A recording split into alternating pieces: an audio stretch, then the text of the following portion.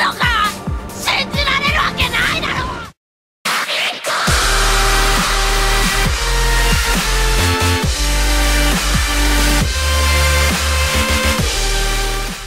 Hey yop tout le monde, c'est Aizen, comment allez-vous mes Nakama? Pour ma part je vais agréablement bien et aujourd'hui on se retrouve pour la 20e review consacrée à un animé que vous m'avez énormément demandé et étant donné que l'animé vient de se terminer, je pense qu'il est temps d'en parler.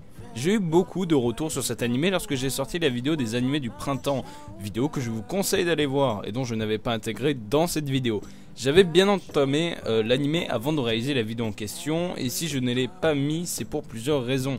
La première étant qu'on ne pouvait pas se permettre d'y intégrer tous les animés nous ayant fortement marqué, en tout cas plus que les autres lors de la saison précédente. Il a donc fallu faire un choix et prendre la décision de n'en choisir que 6. Et deuxièmement, si j'ai pu résumer mon ressenti bien que de manière trop brute en termes d'analyse à mon goût, en aussi peu de temps avec les autres œuvres présentes dans celle-ci, ça n'aurait pas été le cas avec ReZero, à qui j'ai décidé d'en consacrer une analyse entière. Voilà pour ce qui est de l'explication suite aux commentaires que j'ai pu recevoir. On peut dès à présent rentrer dans le vif du sujet, à savoir ReZero et qu'est-ce que c'est. Bien que les animés de l'été vont bientôt toucher à leur fin, il s'agit là d'un animé du printemps qui mine de rien a mis un sacré bout de temps à se terminer puisque celui-ci a commencé en avril dernier. L'animé comporte 25 épisodes d'une vingtaine de minutes chacun réalisés par un certain Watanabe. Attends, le Watanabe, le mec derrière Cowboy Bebop, Samurai Champloo, Agroproxy et plus récemment Terror in Resonance? Ah non, il s'agit là de Masaharu Watanabe, mais qui a tout de même travaillé sur Naruto, Akame ga Kill, Terror in Resonance, tiens ça fait au moins un petit point commun entre les deux, et surtout sur l'anime dont on va parler aujourd'hui. Alors pour une fois, dans une review, je vais spoil parce que c'est très tendu de faire une review sur ReZero sans spoil, donc vous êtes avertis. Pour ceux ne le souhaitant pas, quittez la vidéo et foncez voir l'anime parce qu'il en vaut sacrément le détour. ReZero nous raconte l'histoire de Subaru, un jeune garçon qui en sortant d'une épicerie est transporté dans un autre monde, un monde féerique en tout cas en apparence. Il y fait par concours de circonstances la rencontre de Emilia, une fille dont il tombera amoureux. Elle lui sauve la vie et en guise de remerciement, il décide de l'accompagner pour lui rendre service et effacer accessoirement sa dette. Cette décision entraîne une flopée d'événements qui les conduit tous les deux à la mort. Vous pourrez alors penser que mon résumé est un peu brusque, mais on ne pourra pas détailler l'animé sans passer par là. De toute manière, tout ce que je viens de dire est le résumé de l'épisode 1, et c'est que comme ça que l'animé prend tout son sens, puisque c'est bien beau d'être transporté sans raison dans un monde parallèle féerique, mais avec des pouvoirs, c'est plus sympa. Subaru possède en effet un pouvoir assez surprenant qui a pour nom la mort réversible. Celle-ci lui permet de se réveiller au lieu et au jour où il est arrivé dans ce monde. En gros, son pouvoir fonctionne comme une sauvegarde et retourne dans le passé. Cependant, lui seul se souvient de ce qui s'est passé tandis que les autres perdent la mémoire ou plus exactement n'ont jamais connu ces événements. Subaru utilise donc ce potentiel pour changer ses erreurs et sauver Emilia d'une mort certaine. Pour être simple, l'animé en vaut sacrément le détour. Pourquoi me diriez-vous?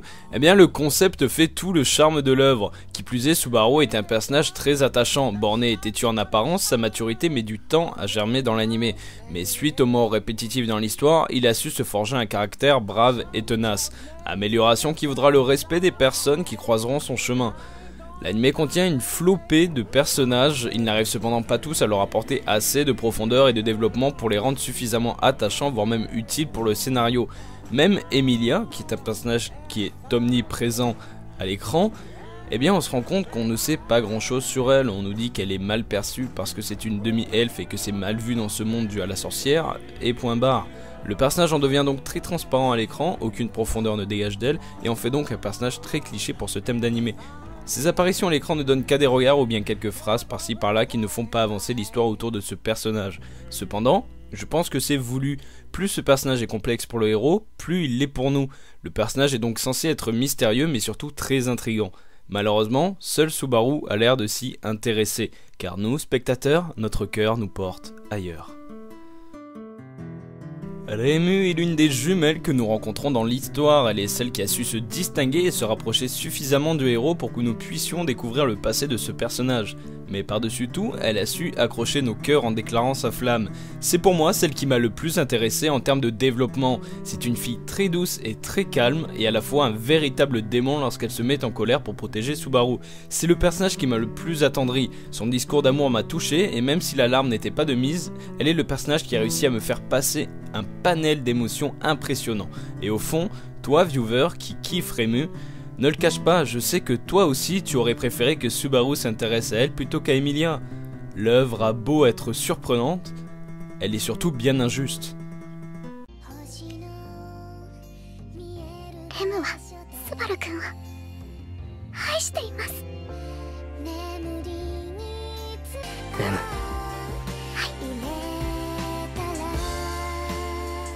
俺はエミリアが好きだ。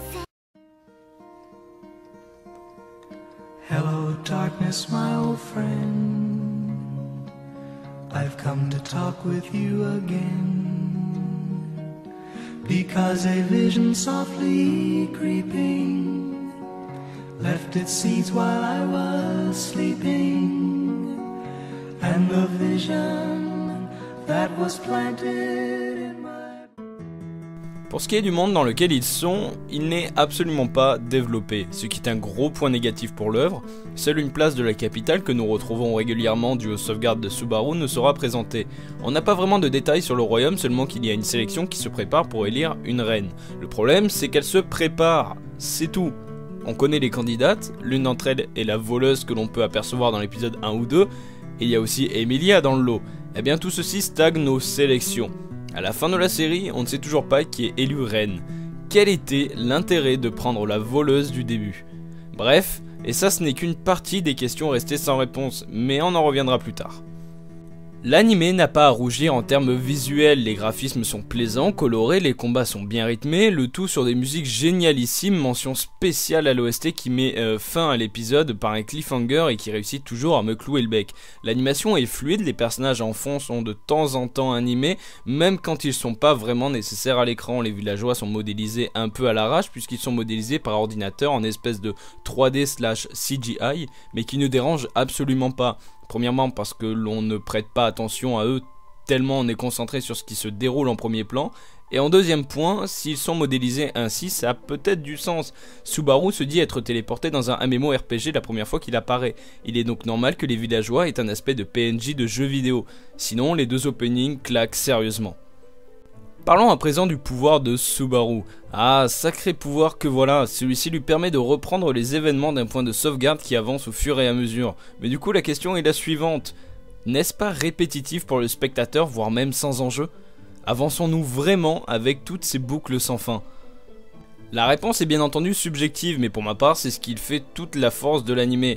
Bien entendu les boucles ne sont pas sans fin, une fois que Subaru trouve la solution, celle-ci se déplace dans le temps. Le fait que le personnage principal peut mourir à tout moment renforce l'ambiance et rend l'œuvre imprévisible. Subaru sera en plus de ça mis à l'épreuve mentalement, puisque même retourner dans le passé n'efface pas les souvenirs douloureux et tragiques qu'il a vécu, ce qui en devient très rapidement une torture psychologique pour notre héros. J'espère en tout cas que vous avez eu le temps de voir le dernier épisode, bien que celui-ci dure presque une trentaine de minutes, il n'explique et ne conclut pas grand chose et c'est le seul bémol que je pourrais lui apporter. À l'heure qu'il est, nous ne savons toujours pas si une seconde saison est en préparation ou non, c'est pourquoi je vais juger la fin comme étant définitive. La fin ne m'a pas spécialement déçu, je dirais que celle-ci m'a laissé perplexe, certes. ReZero nous avait habitués à tellement mieux, avec toutes ces fins d'épisodes nous laissant sur notre fin un coup de cliffhanger pour mieux apprécier le suivant. Et là on finit avec une happy end tellement simple. Ce qui me rappelle un autre point qui aura su me surprendre, c'est que là où d'autres animés qui auraient mis en scène des personnages en quelque sorte amoureux ou sous le charme ne les auraient jamais rapprochés au point que le spectateur sache clairement que les deux personnages sont ensemble ou que leurs sentiments sont réciproques. Je sais pas si vous voyez où je veux en venir. En gros, l'auteur fera toujours en sorte que la relation des personnages soit ambiguë. Ce concept est plutôt récurrent et permet de laisser au spectateur le choix d'imaginer et d'interpréter ce qu'il souhaite. Et ça marche d'autant plus dans l'animation puisque c'est renforcé par les fanfictions. Mais dans ReZero, les sentiments sont montrés de manière très transparente, et c'est dit à haute voix en insistant bien dessus. Je pense notamment à la déclaration d'amour de Reimu à Subaru, ou bien celle de Subaru à Emilia. Pour en revenir à l'épisode 25, celui-ci nous laisse avec tellement de questions en suspens. Alors je sais pas si je serai en mesure de me souvenir de toutes, puisque la série a déjà pas mal de temps derrière elle, mais je pense notamment, comme je l'ai évoqué plus tôt, au fait que nous ne savons pas qui sera élu reine, que ça soit Emilia ou une autre, on n'en sait que dalle. Alors, était-ce vraiment si important de nous en glisser autant si c'est pour ne pas l'exploiter par la suite ? Les autres questions concernent en grande majorité Subaru. Subaru est un personnage que l'on a appris à connaître à travers son épopée dans ce nouveau monde. Mais qu'en est-il de son passé? On a tendance à oublier qu'il ne vient pas de ce monde. Il était sorti à l'épicerie quand tout ceci est arrivé. Donc on nous dit au début, il me semble, qu'il vivait seul. Mais il avait forcément une famille quelque part, et même le fait qu'il vivait seul engendre encore plein d'autres questions. S'il a disparu du jour au lendemain, cela posera un questionnement chez ses voisins, ses camarades de classe, et puis même le fait de ne pas payer son loyer pendant autant de temps, on remarquera qu'il a disparu tôt ou tard. Pourquoi n'est-il pas étonné de constater qu'il fut transporté dans un monde parallèle? Est-il le seul dans ce cas-là? Si c'est le cas, où sont-ils? Si ce n'est pas le cas, pourquoi lui en particulier? Pourquoi lui faire apprendre un sortilège de mana si ce n'est pour ne jamais l'utiliser? Y a-t-il un moyen de retourner dans l'autre monde? Quelle est cette pièce mystérieuse dans le château des Rosewall?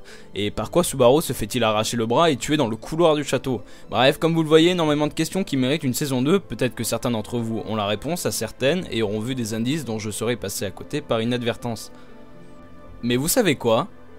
Au fond, toutes ces questions n'ont aucune foutue importance.